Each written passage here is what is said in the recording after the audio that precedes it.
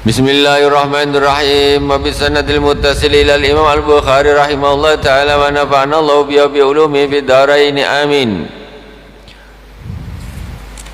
Babu man lam yaral wudu'a illa minal makhrajain minal kubul wad dubur. Ila anqal wa bi ilai qala haddatsana Qutaibah bin Sa'idin. Kita sampai kita kajian kitab Bukhari sampai di hadis-hadis tentang wudu, yaitu sampai kepada hadis haddatsana Qutaibah. Bismillahirrahmanirrahim. Wa bi sanadil muttasil ila al-Imam Al-Bukhari rahimahullah ta'ala wa nafa'ana Allah bi ulumi fid dharain amin. Qala haddatsana wa bi ilaika haddatsana Qutaibah bin Sa'id qala haddatsana Jarir bin Jarir anil A'mash an Munzir Abi Ya'la Ats-Tsauri an Muhammad ibn al-Hanafiyah annahu qala Aliun kuntu rajulan madza fastahyaitu an asala Rasulullah sallallahu alaihi wasallam. Hadis ini berasal dari Sayyidina Ali karramallahu wajhah. Kata Sayyidina Ali, kuntu rajulan madza fastahyaitu an asala Rasulullah sallallahu alaihi wasallam. Saya ini seorang laki-laki yang madza. Madza ini apa? Madza berarti dari kata madhi.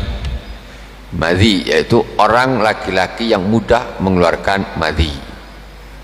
Jadi sedikit-sedikit madhi keluar, sedikit-sedikit madhi keluar. Jadi ini tak pakai syahwat terlalu naik, enggak. Dia sedikit saja sudah keluar. Jadi kata Sayyidina Ali, saya ini seorang laki-laki yang madza, mudah keluar madhi. Kemudian kata beliau, fastahyatu an asra Rasulullah. Aku malu nak tanya Rasulullah. Kenapa malu? Mertua dia.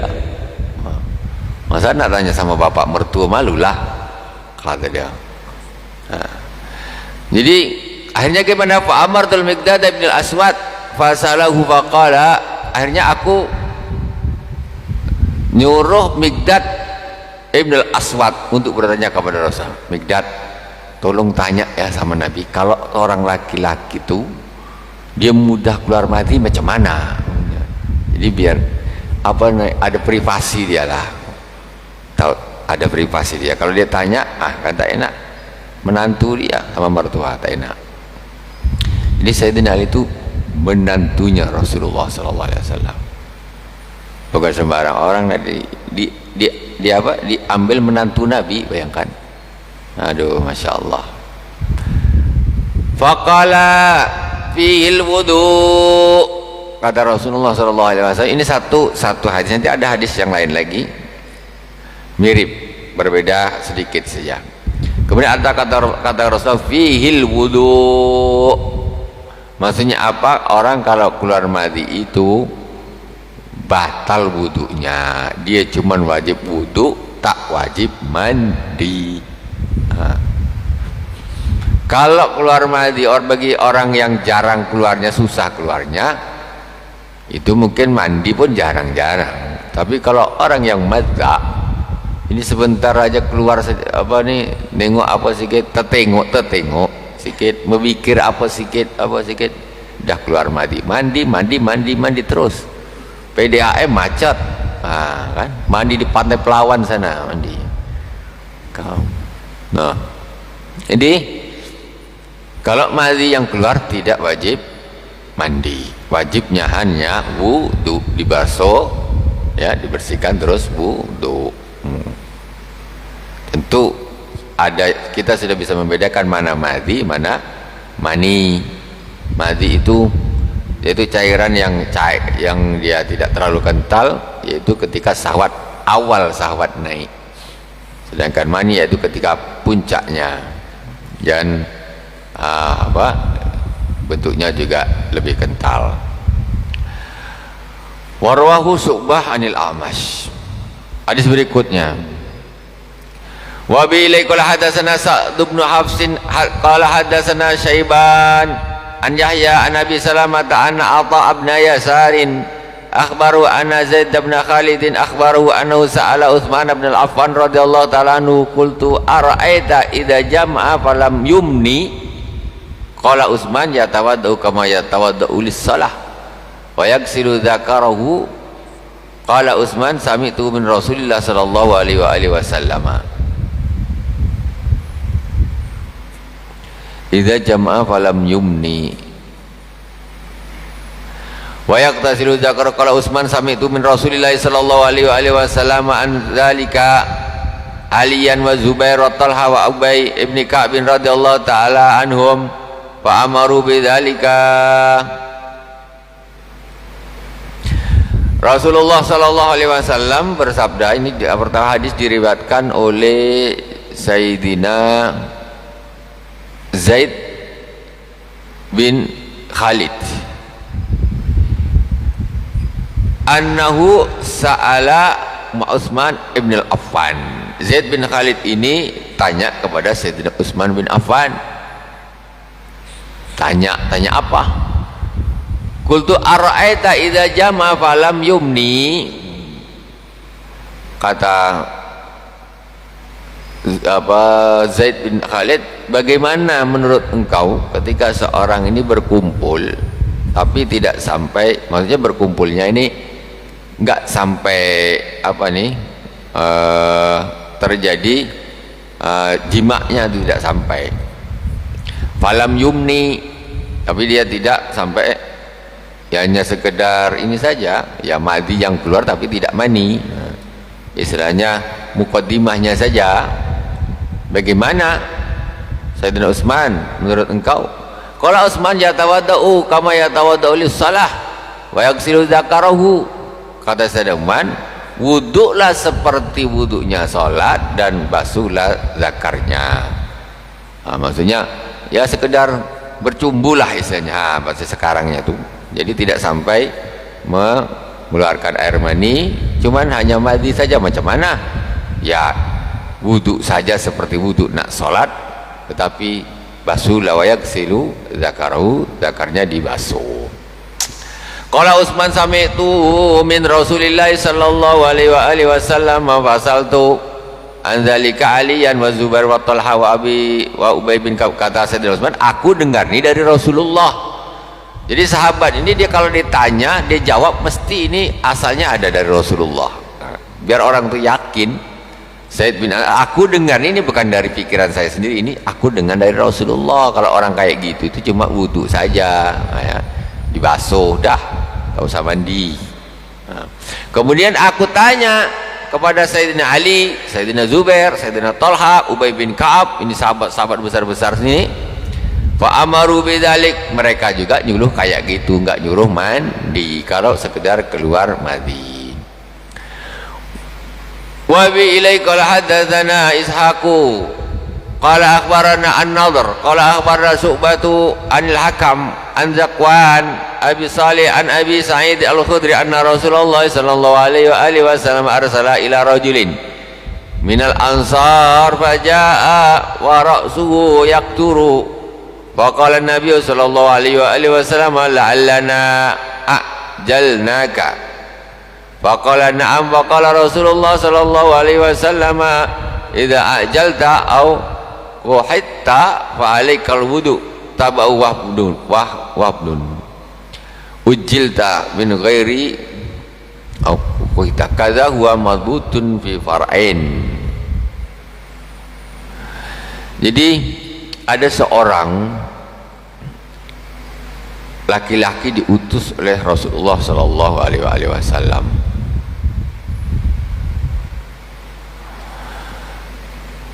dari kaum ila rajulin min ansar, arsala ila rajulin min ansar, seorang diutus oleh Rasulullah untuk bertemu dengan seorang laki-laki dari kaum Ansar.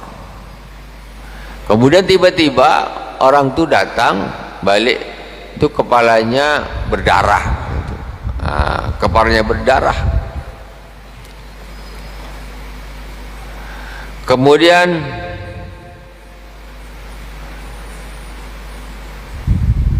Rasulullah SAW menyuruh kami untuk mengobati. Jadi kami nak ngobat engkau nih, kata Rasulullah. Jadi kami nak ngobati kamu, nak diobati nih, kepalanya berdarah. Mau? Ya Rasulullah, mau. Kemudian Rasulullah SAW, fa'alaikal wudu taba'ahu wahbun qala hadatsana Syu'bah qala Abu Abdillah wa lam yakul Gundar wa ya an Syu'bah al-wudu. Jadi kemudian ini ada di dalam satu hadis, tetapi ada perbedaan di dalam hadis ini. Nah, jadi ketika itu ajalta. Jadi ini kasus juga tentang masalah madi, ya. Jadi cuma di dalam hadis yang pertama fa'alaika wudu, kata Rasulullah SAW, sedangkan di dalam hadis yang lain tidak menyebutkan wudu. Babu ar-rajulu yuwaddi'u sahibahu. Bab menerangkan tentang seseorang mewudukan kawannya. Boleh tak ada orang terus ini yang mewudukan orang lain? Wa bilaikul hadatsana Muhammad bin Salam qala akhbarana Yazid ibnu Harun an Yahya an Musa ibnu Uqbah an Quraib bin Maula ibnu Abbas an Usamah an ibni Zaidin anna Rasulullah sallallahu alaihi wasallam lamma afada min Arafata adala ila Sy'bin faqada hajatahu faqala Usamah ibnu Zaidin faja'altu asubbu alaihi wa yatawaddau faqultu ya Rasulullah atusalli faqala al-musalla amamak. Ini bab tentang haji. Hadis diriwayatkan oleh Sayyidina Usamah bin Zaid. Sesungguhnya Rasulullah sallallahu alaihi wasallam ini tentang boleh tidak mewudukan orang lain. Sesungguhnya Rasulullah sallallahu alaihi wasallam ketika bergerak dari Arafah menuju ke Sy'ib. Sy'ib ini macam apa kita bilang nih? Lereng-lereng itu. Faqad hajatahu, kemudian Rasulullah membuang hajatnya. Faqala Usama, kata Usama, aku kemudian menuangkan air untuk Rasulullah SAW. Wa yatawaddu, kemudian Rasulullah berwudu. Jadi Rasulullah ini ada yang megangin air, Usama ini Rasulullah wudu. Rasulullah wudu. Nah, ini maksudnya mewudukan orang lain boleh apa tidak? Ada dalilnya. Oh, ini Rasulullah pernah waktu dari Arafah buang hajat, kemudian Sayyidina Usama nuangkan airnya untuk beristinja dan untuk berwudu. Faqultu ya Rasulullah atusalli, ya Rasulullah apakah engkau akan sholat sekarang? Maksudnya di Arafah. Kata Rasulullah, al-musalla amamak, kata Rasulullah, tempat sholatnya nanti di depanmu, maksudnya di Muzdalifah. Orang ini kalau dari Arafah itu pas maghrib bergerak ke apa namanya nih, ke Muzdalifah. Jadi nanti sholatnya tidak di Arafah tetapi di Muzdalifah jamak takhir. Itu manasik haji. Tetapi umpamanya kalau sholatnya di Arafah boleh sah saja. Cuma sunnahnya sholat jamak takhirnya itu di Muzdalifah, bukan di Arafahnya.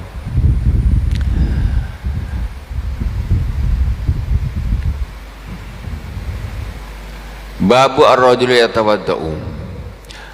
Wa bi ilaikal hadatsana Amr bin Ali qala hadatsana wa Abdul Wahhab qala sami'tu Yahya ibn Sa'id qala akhbarani Sa'd bin Ibrahim anna Nafi' ibn Jubair ibn Mut'im akhbaru annahu sami'a Urwata ibn al-Muqbirah ibn Syu'bah yuhaditsu 'anil Mughirah ibn al-Syu'bah yuhaditsu 'anil Mughirah ibn Syu'bah annahu kana ma'a Rasulillah sallallahu alaihi wasallam fi safarin wa annahu dhaba li hajatin lahu wa anna Mughirah ja'ala yasubul ma'a alayhi wa huwa yatawaddu fa ghasala wajhahu wa yadayhi wa masa bi ra'si wa masa ala khuffaihi. Ini ada hadis satu lagi, cuman pada hadis ini diriwayatkan oleh Sayyidina Al-Mughirah bin Syu'bah Mughirah bin Syu'bah ini pada waktu itu bersafar dengan Rasulullah SAW. Kemudian Rasulullah pergi membuang hajat dan kemudian Mughirah menuangkan airnya untuk Rasulullah. Kemudian Rasulullah berwudu, membasuh mukanya, wa yadayhi wa masaha bi ra'sihi wa masaha ala khufai, dan Rasulullah mengusap khuf atau muzahnya. Nah, ini maksudnya boleh hukumnya mewudukan orang lain.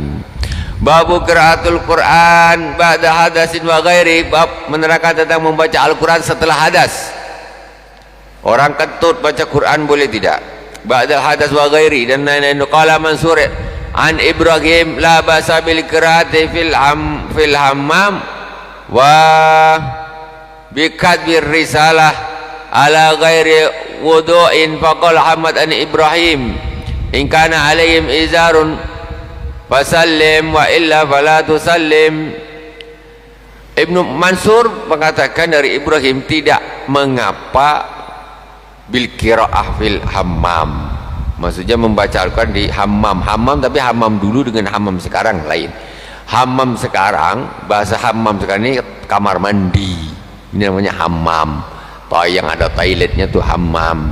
Di sini hadis ini la ba'sa bil qiraah fil hammam, tidak mengapa membaca Al-Quran di hammam. Tapi hammam ini hammam yang kata-kata zaman dulu, bukan zaman sekarang.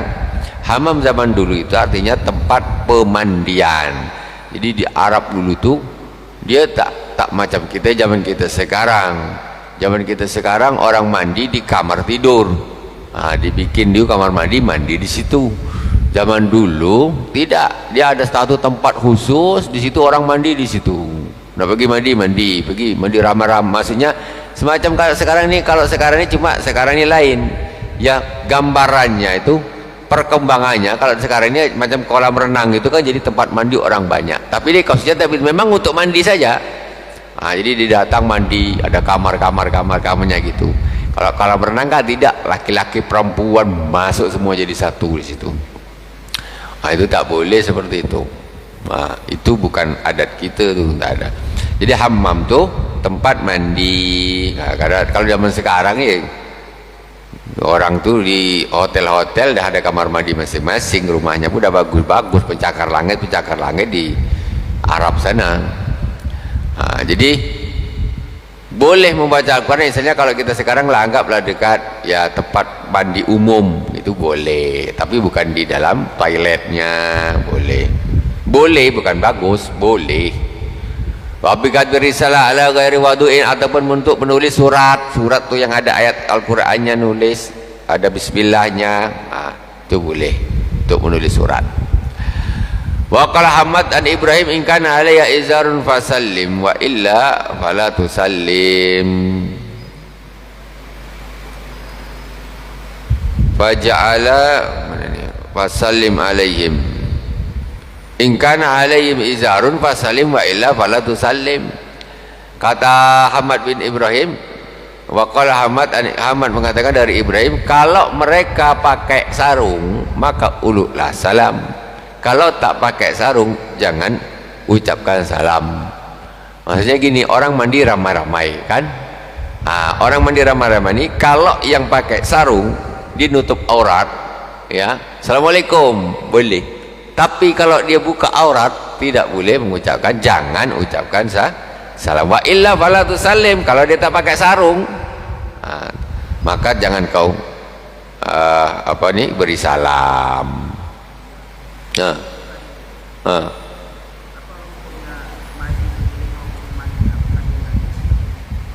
Hukumnya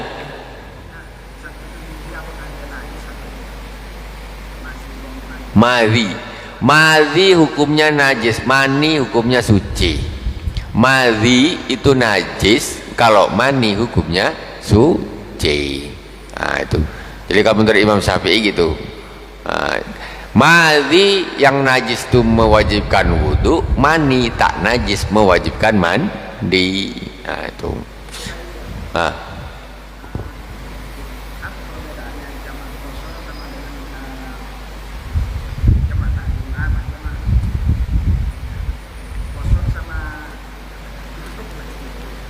jamaah apa? Nah, ini ada mic nih. Ha, boleh pakai.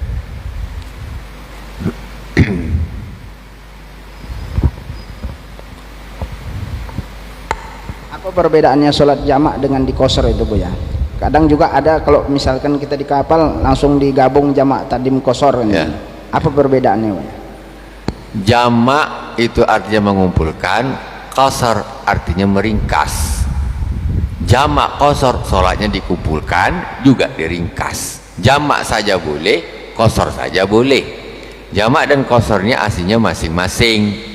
Boleh sholat jamak saja, sholat jamak saja dikumpulkan saja macam mana? Zuhur sama asar dikumpulkan, jamaknya takdim di waktu zuhur 4 karena cuma dikumpulkan saja, empatnya tetap 4, zuhurnya 4, asarnya 4, itu jamak saja ya. Atau qasar saja tidak jamak, qasar berarti diringkas saja tetapi waktunya tidak digabungkan jadi satu. Berarti apa? Sholat zuhur yang aslinya 4 diringkas jadi 2. Azan zuhur, sholat zuhur, tapi pas musafir 2 rakaat saja, qasar. Asalnya enggak, karena tidak jamak. Nanti nunggu azan asar, sholat asar lagi, qasar 2 rakaat saja sholatnya. Ini qasar saja. Boleh digabung, ya di jamak, ya di qasar. Di jamak berarti zuhur sama asar diwaktukan di dalam satu waktu, di waktu zuhur umpamanya atau di waktu asar. Jadi kemudian di qasar juga 4-nya jadi 2. Makanya Allahu Akbar salat zuhur dulu, setelah selesai 2 rakaat Assalamualaikum warahmatullahi, niatnya jamak dan qasar jadi satu. 2 rakaat Assalamualaikum warahmatullahi, Assalamualaikum warahmatullahi, berdiri lagi asar 2 rakaat juga karena ini dikumpulkan juga di qasar. Jadi gitu. Jadi jamak qasar ini tidak wajib dibarengkan semua, maksudnya tuh tidak wajib jamak qasar harus 2 salam berdiri 2 lagi, enggak harus. Boleh nak jamak saja boleh, nak qasar saja boleh, nak di jamak diqasarkan jadi satu juga boleh gitu. Jelas ini? Alhamdulillahirabbil alamin. Pas saatnya azan salat isya. Alhamdulillah. Kirain subuh tadi. Alhamdulillah. Subhanakallahumma bihamdik. Nunggu tulisan tu takut salah. Subhanakallahumma bihamdik asyhadu an la ilaha illa anta astaghfiruka wa atubu ilaik. Wa sallallahu ala sayyidina Muhammadin wa ala alihi washabihi wa baraka wa sallam. Alhamdulillahirabbil alamin. Wassalamualaikum warahmatullahi wabarakatuh.